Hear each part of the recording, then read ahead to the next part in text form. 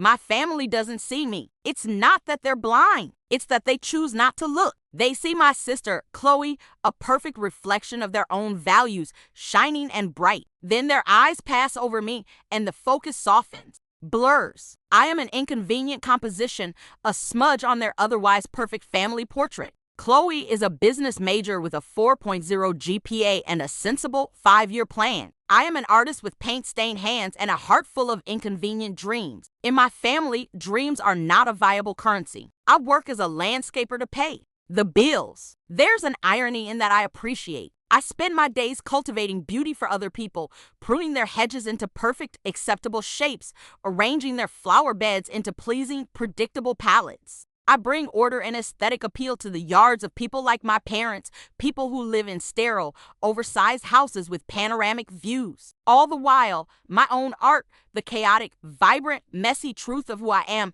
lives in a cramped corner of my rented garage waiting. My parents live in one of those houses, a monument of glass and white stucco perched on a hill overlooking the Pacific Ocean. Their greatest pride is not their children, but their view. The view is a status symbol, a daily affirmation of their success. Every evening, they sit on their expansive deck, glasses of expensive wine in hand, and they watch the sun sink into the ocean in a blaze of glory. They paid millions for that view. It is their most prized possession. For years, I have been a ghost in their grand, airy house. A difficult, artistic daughter to be sighed over and, for the most part, ignored. But there was a flicker of hope, a promise. I had been accepted into one of the best art schools in the country, a place where my inconvenient dreams were the lingua franca. It was expensive, impossibly so, but my parents had made a promise. "We'll help you, Maya," my father had said, his voice full of a rare paternal warmth. "You've worked hard. We'll handle the tuition." That promise was a lifeline. It was more than just money. It was an acknowledgement. It was a sign that maybe, finally, they were willing to see me, to invest in my future, not just the one they would have chosen, but the one I wanted. For myself, I held onto that promise like a sacred object. I imagined myself in the studio, surrounded by the smell of turpentine and possibility. I allowed myself to hope. Hope, I have learned, is a dangerous, fragile thing. The betrayal, when it came, was swift and brutal and wrapped in a giant red bow. I was summoned to a family celebration, the reason for which was kept deliberately vague. I arrived at their house, a bottle of cheap champagne in hand, my heart full of a nervous anticipation. Maybe this was it. Maybe they were going to present me with the first tuition check, a grand, celebratory gesture. But when I walked onto the driveway, it wasn't a check that was on display. It was a car, a brand new, gleaming, silver BMW,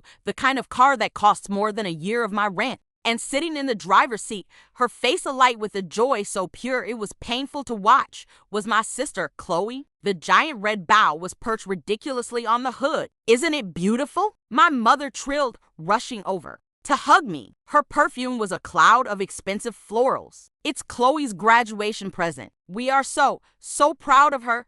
I stared at the car. I stared at my ecstatic sister. I stared at my beaming parents. The math was simple and devastating. I knew what a car like that cost. I knew what my tuition cost. The numbers were almost identical. "The car is beautiful, Chloe," I said, my voice sounding strange and distant to my own ears. I turned to my parents. "What about art school?" My father cleared his throat, suddenly finding the distant horizon fascinating. My mother's smile became a little more fixed, a little more brittle. "Well, honey," she said, her voice dropping into a tone of gentle, condescending reason. "We had a talk, and we just feel that Chloe's career path is a bit more secure. This is a real investment in her future. Art school is a wonderful dream, of course, but it's a bit of a gamble, isn't it? A gamble. My future, my passion, my entire life's ambition was a gamble. But a luxury car for the daughter who had never given them a moment's worry,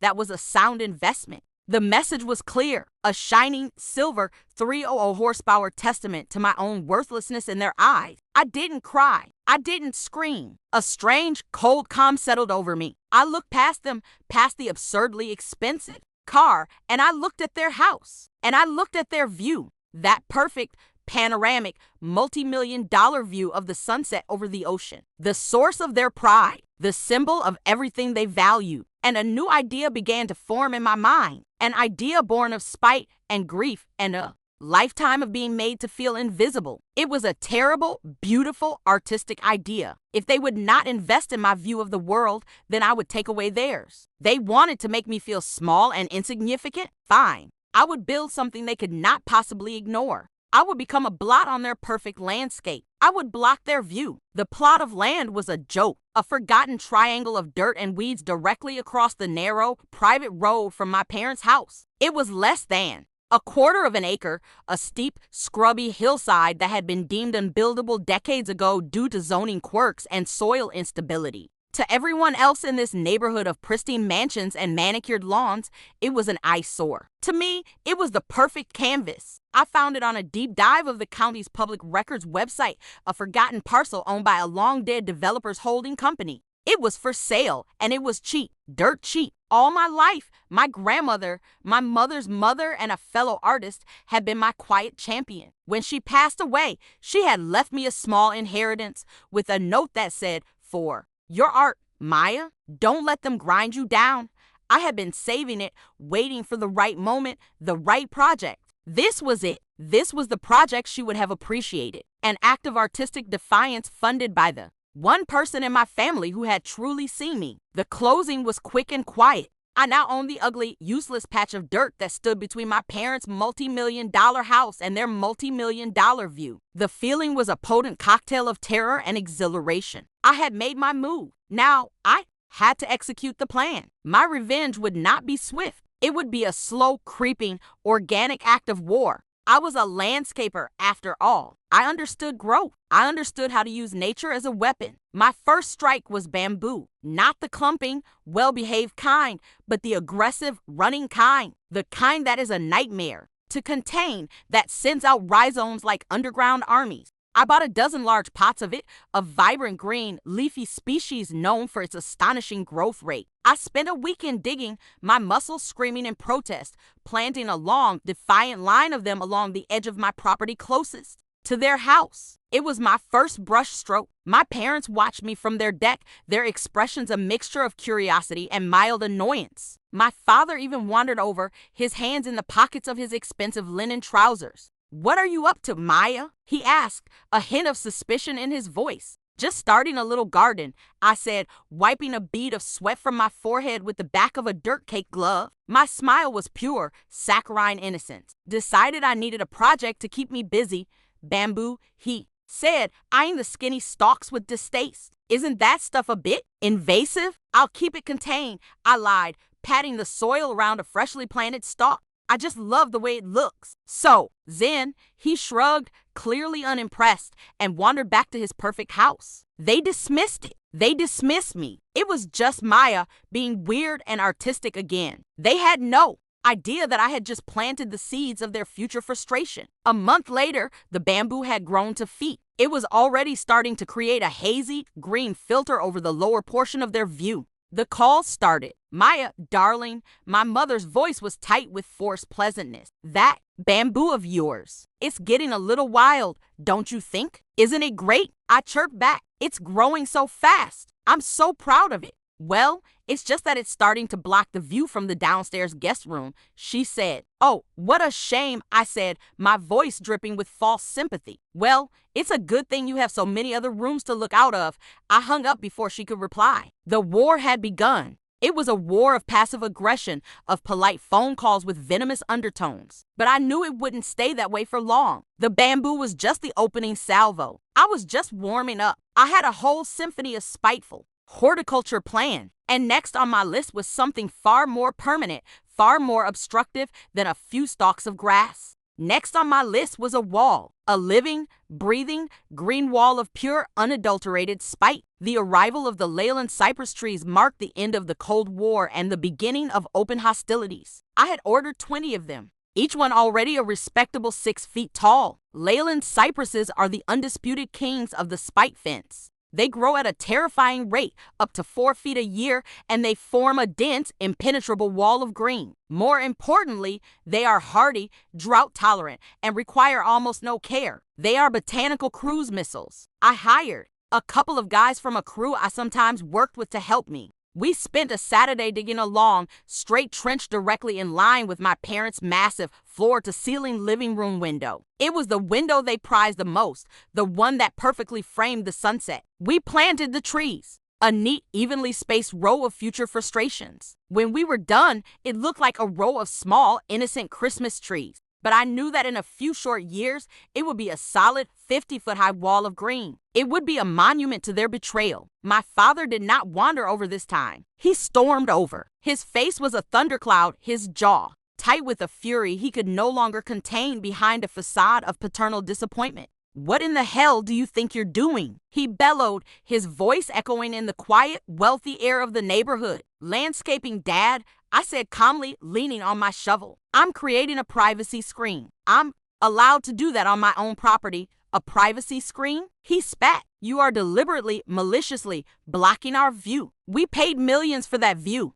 And I paid for this land," I countered, my voice as cold as his was hot, "with the inheritance from the grandmother you barely acknowledged. So I think I can do whatever I want with it. You made an investment in Chloe's future. I'm making an investment in my own. I'm investing in foliage." He stood there, sputtering for a moment. He was a lawyer, a man used to winning arguments with logic and intimidation. He wasn't used to being thwarted by a daughter armed with a shovel and a row of saplings. "This isn't over, Maya," he said, his voice low and threatening. "You're violating the CC&Rs. You're creating a nuisance. I will see you in court." He turned and stormed back to his house. The threat hung in the air. Court. He was going to sue his own daughter. A part of me, the small, wounded part that still craved his approval, felt a pang of fear. But it was quickly extinguished by the fire of my righteous anger. Let him sue me. Let him turn this private war into a public spectacle. I was ready. The next visitor was Chloe. She didn't drive up in her shiny new BMW. She parked down the street and walked, a gesture I recognized as a white flag. She looked uncomfortable, caught between two warring nations. "Maya, this has to stop," she said, her voice pleading. She looked at the row of young trees, her brow furrowed. "You're tearing the family apart." "The family was already torn," I said, my voice flat. "I'm just making the cracks visible." "How's the car, by the way? Does it handle well?" "I bet it does. It cost as much as my future." Chloe flinched. "That's not fair," she whispered. "I didn't know. I swear, I had no idea they were going to use your tuition money. Didn't you?" I asked, my voice sharp. "Or did you just not ask? Did you just accept the shiny gift and not question the cost?" She looked down, her shoulders slumping. "I'm sorry, Maya," she said, her voice thick with a guilt that seemed genuine. "It wasn't right. What they did. It wasn't right. But this is just making everything worse. Mom is crying all the time. Dad is talking about lawsuits. Can't you just stop?" I looked at my sister, at her sad, conflicted face. For years, I had resented her, this golden child who had effortlessly won the love I had so desperately craved. But looking at her now, I saw something else. I saw a girl who was just as trapped in their world as I was, just in a different way. She was trapped by their expectations, by the need to be perfect. I was trapped by their neglect. "No, Chloe," I said, my voice softening slightly. "I can't stop. For the first time in my life, I am building something for myself on my own land. They don't get to tell me what to do here. This is my space, and they are going to have to look at it every single day." She nodded slowly, a single tear tracing a path down her cheek. "Okay," she whispered. "I understand." She turned to leave, then paused. "For what it's worth," she said, looking back at me, "I think your garden is kind of beautiful." In a really angry, terrifying way, she left, and I watched her go. Her words echoed in my mind. Angry, terrifying, beautiful. She was the first person to see what I was doing not as a nuisance, but as an expression. She was the first person to see it as art, and it gave me the strength I needed for the next phase of my plan. The trees and the bamboo were just the beginning. It was time to start building my sculptures. It was time to give them something really ugly to look at. The first sculpture rose from the earth like a skeletal, metallic beast. I built it from scrap metal I had been collecting for years, rusted rebar, twisted car parts, old sections of corrugated tin. I taught myself to weld, my garage a shower of sparks late into the night. The process was brutal, physical, and deeply cathartic. With every piece of metal I fused together, I felt like I was forging my anger into something tangible. I assembled it on the highest point of my property, a jagged 20-foot-tall monstrosity that looked like a cross between a dying tree and a collapsed radio tower. It had no name. It had no meaning other than its primary, glorious purpose. It was hideous. And it was positioned perfectly to block the view of the charming little lighthouse on the distant point, a favorite feature of my mother's. The neighborhood erupted. My parents' polite, wealthy neighbors who had tolerated the bamboo as an eccentric eyesore could not abide the sculpture. It was a blight, a monstrosity, an affront to their carefully curated aesthetic and, more importantly, their property values. The letters started arriving. First, a polite note from the Homeowners Association reminding me of the neighborhood's aesthetic covenants. I wrote back, citing my right to artistic expression and the fact that my sculpture garden was a work in progress. Then came the official complaints. My sculpture was a nuisance. It was structurally unsound. It was a detriment to the community. A formal HOA meeting was called. The agenda, the unapproved structure at 114 Ocean View Lane. My little patch of dirt now had a name, and it was a problem. I went to the meeting. It was held in the clubhouse of the neighborhood golf course, a room filled with beige tones and beige people. I was the only person in the room under the age of 50. I sat in the front row as my father, in his capacity as both an aggrieved homeowner and a lawyer, laid out the case against me. He spoke of property values, of sight lines, of the carefully crafted character of the community. He never once mentioned that I was his daughter. When it was my turn to speak, I walked to the podium, a folder in my hands. I was terrified, my heart pounding, but I channeled the cold, hard anger that had become my constant companion. Good evening, I began, my voice clear and steady. My name is Maya, and I am the owner and artist in residence at 114 Ocean View Lane. What Mr. Thompson refers to as an unapproved structure is, in fact, the first installation in a site-specific environmental art project titled Interrupted Views. I had spent a week researching zoning laws, artistic precedents, and the limits of HOA power. I had come prepared. I spoke of land art, of Christo's wrapped coastlines, of Robert Smithson's spiral jetty. I used terms like post-industrial, decay, dialogue with the landscape, and subversion of suburban aesthetics.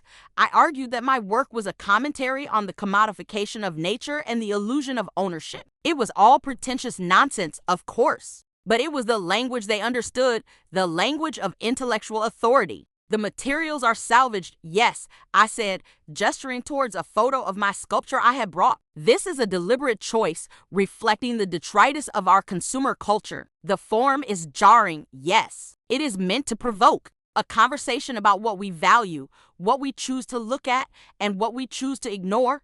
I looked directly at my parents as I said that. My mother flinched, my father's jaw tightened. I explained that, according to the bylaws, my property was not subject to the same aesthetic restrictions as the pre-planned homes in the development due to its unique zoning classification from the 1970s. I explained that my sculptures were not permanent structures, but temporary art installations, and therefore not subject to the same building codes. I had found the loopholes. I had done my homework. I finished my speech, and the room was silent. They were stunned. They had expected a defiant, emotional young woman. They were not prepared for a calm, articulate artist who could quote zoning regulations and art history with equal ease. I had beaten them at their own game. I had used their own love of rules and order against them. The HOA had no choice but to concede. I was within my rights. The sculpture could stay. I walked out of that meeting with my head held high, the victory a cold, satisfying knot in my stomach. I had won the battle, but as I passed my father in the hallway,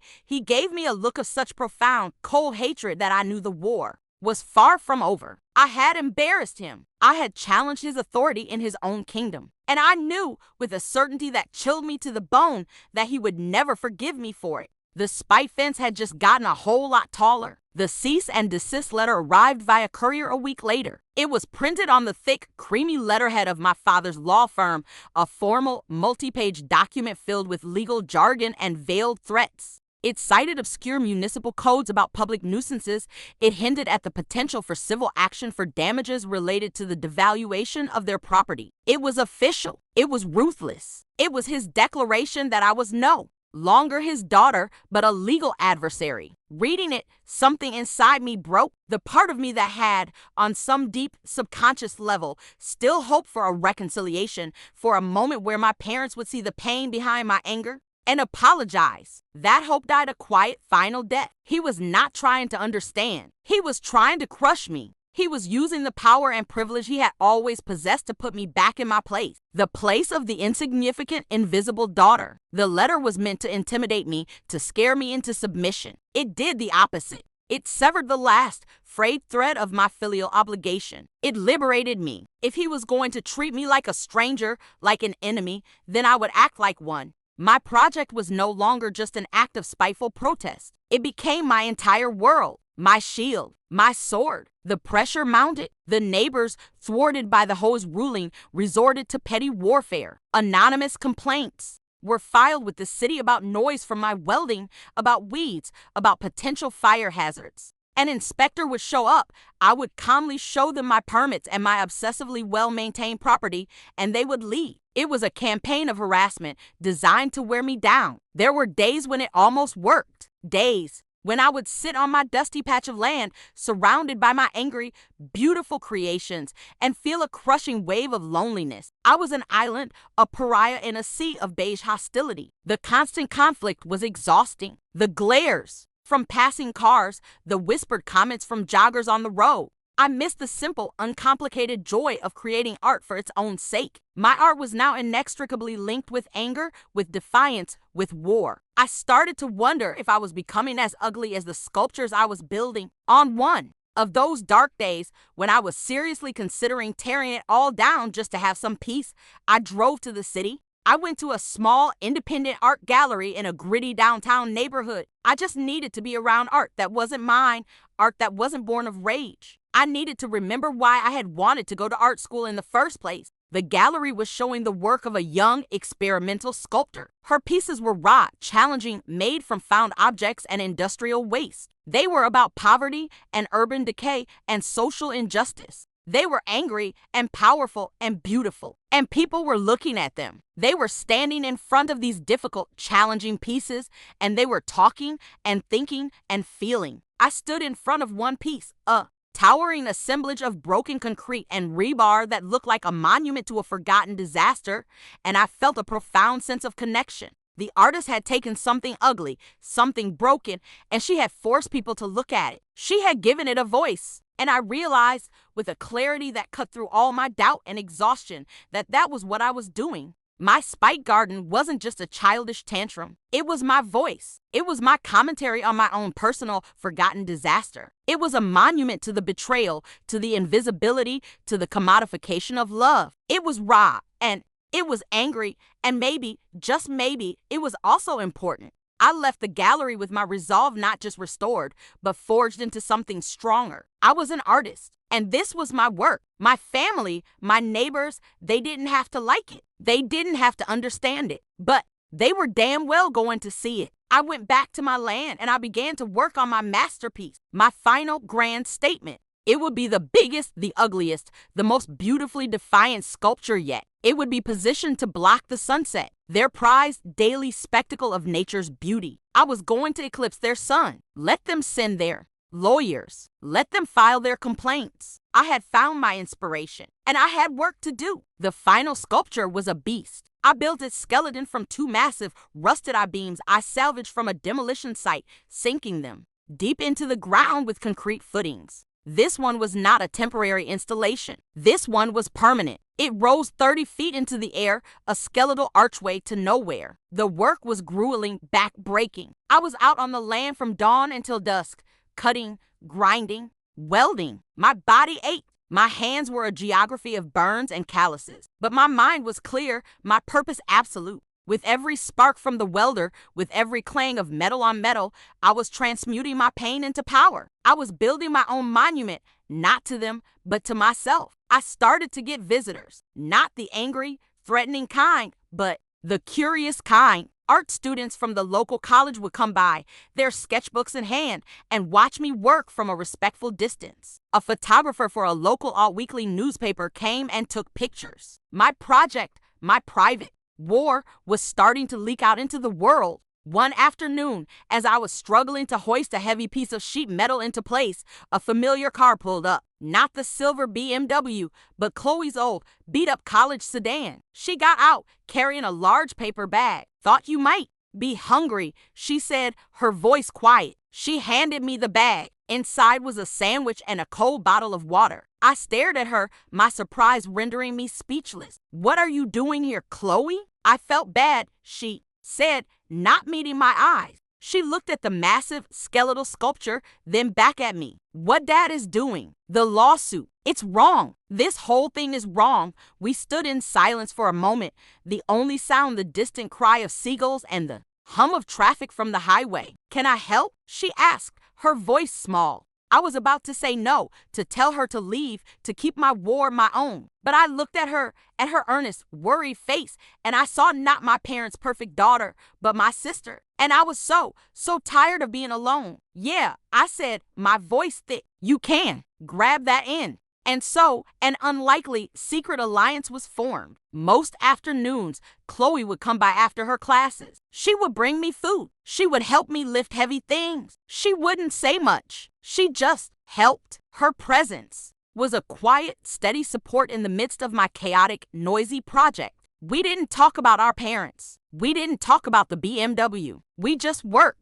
And in the shared, silent labor of building this monstrous, angry thing, the chasm between us began to close. We were sisters, finally, not as rivals, but as co-conspirators. The final piece of the sculpture was a massive, circular piece of weathered steel, like a rusted, eclipsed sun. It was the centerpiece, the final, brutal punctuation mark on my statement. I had a friend with a small crane come and help me lift it into place, securing it within the archway of the I-beams. It was done. The view of the sunset from my parents' living room was now completely, irrevocably gone. All they would see was my ugly, beautiful masterpiece. The day after it was finished, my mother came to see me. It was the first time she had set foot on my property. She stood before the massive sculpture, her small, elegant frame dwarfed by its brutalist presence. Her face was pale, her eyes red-rimmed. The arrogant, confident matriarch was gone. In her place was just a sad, tired woman. "Maya," she began, her voice trembling. "Please, stop this. Your father is. He's beside himself. You've won. You've made your point. Just take it down. We can talk about school. We can figure something out." It was the offer I had been waiting for. The concession, the white flag. The old Maya, the one who craved their approval, would have jumped at it. She would have torn it all down for a single scrap of their love. But I was not the old Maya anymore. I had been forged into someone new in the fire of my own anger. "It's too late for that, Mom," I said, my voice quiet but firm. "You didn't want to invest in my art, so I invested in my own. This is my art, and it's not for sale." I looked at the sculpture, at its jagged, angry lines against the bright blue sky. It wasn't just a monument to my pain anymore. It was a monument to my survival. It was the first thing I had ever built that was truly, uncompromisingly mine. I had built it to block their view, to force them to see me. But somewhere along the way, I had realized I didn't need them to see me anymore. I just needed to see myself. And from where I was standing in the shade of my own creation, the view was finally, perfectly clear. The party was an annual tradition, a command performance. My parents' summer solstice party was the social event of the season. In their exclusive waterfront neighborhood. It was a night for them to show off their house, their success, and, of course, their spectacular panoramic view of the sunset. This year, however, there was a new uninvited guest on the agenda: my garden, my art, my wall. I knew they would still have the party. To cancel it would be to admit defeat, to acknowledge the power of my protest. And my parents, I knew,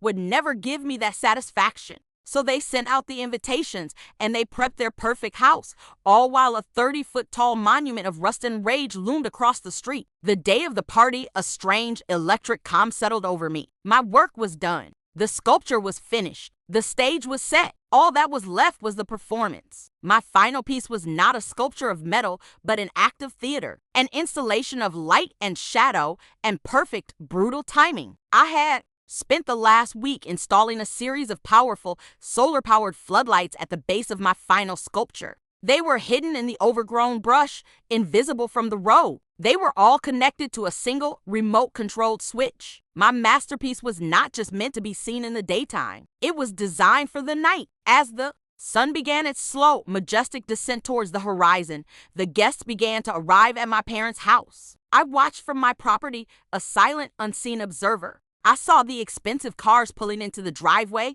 the men in their linen shirts, the women in their flowing pastel dresses. I saw them glance across the street at my creation, their expressions a mixture of curiosity, disapproval, and a kind of morbid fascination. My garden was the talk of the town, the infamous spike garden of Ocean View Lane.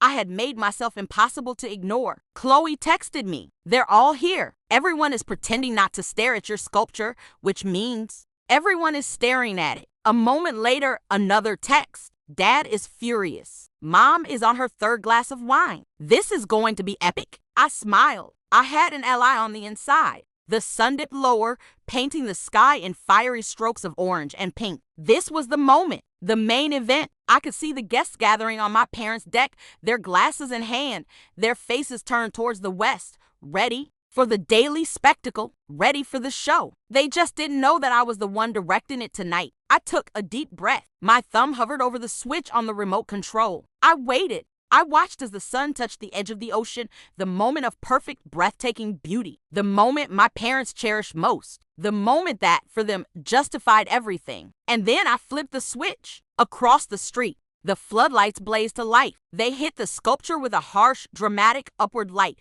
throwing its jagged, skeletal form into stark, terrifying relief. It became a monster of metal and shadow, its form silhouetted against the dying, beautiful light of the sunset. It didn't just block the view, it devoured it. It replaced the soft, natural beauty of the sunset with a stark, brutal, man-made statement. It was my final, irrefutable word. A collective gasp went up from the deck across the street. The beautiful, serene moment of sunset appreciation had been shattered. I had hijacked their favorite show and replaced it with my own. And then my father appeared. He wasn't on the deck. He was on my land. He was marching towards me, his face a mask of incandescent fury. My mother and Chloe were trailing behind him, my mother pleading, my sister watching with wide, worried eyes. "Turn it off," he roared, his voice shaking with a rage so profound it was almost primal. "Turn it off right now." I stood my ground, the remote control clutched in my hand. "No," I said, my voice calm and clear. "This is part of the installation. It's called Sunset Interrupted. This is not art." He screamed, his voice cracking. "This is a vendetta. You are a cruel, hateful, selfish child. I learned it from you." I shot back, the words like stones. "You taught me that when you don't value something, it gets taken away. You didn't value my future, so you lost it. You didn't value my presence in your life, so I built a wall to make you see it. You value this view? Fine. Then look at it. Look at what your choices have built." I gestured to the sculpture, a dark, looming silhouette against the last, beautiful vestiges of the twilight. My mother was openly weeping now. Chloe stood frozen, her hand over her mouth. My father just stared at me, his rage finally seeming to collapse under the weight of a dawning, terrible understanding. In my face, in my words, in the brutal, angry beauty of my creation, he was finally seeing the consequences of his own neglect. He was finally seeing me. The silence that fell between us was vast